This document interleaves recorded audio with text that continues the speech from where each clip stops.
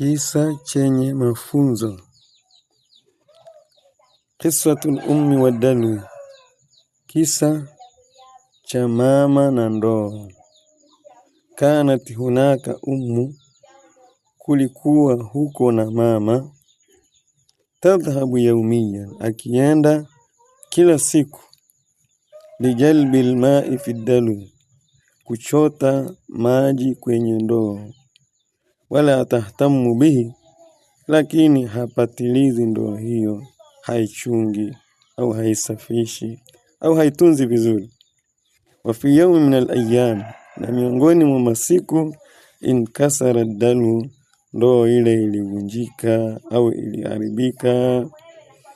Wala mtastati istikhdama, na hakuweza kuitumia tena ile ndoo. Fattarat, mama yule akalazimika ila albahthi an dalwi jadidi, kutafuta ndoo mpya. Wataibat kathiran, na akachoka sana.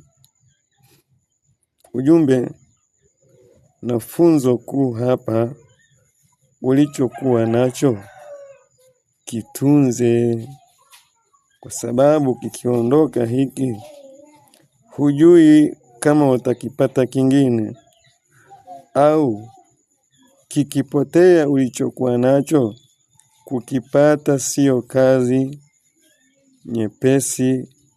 Yajue haya.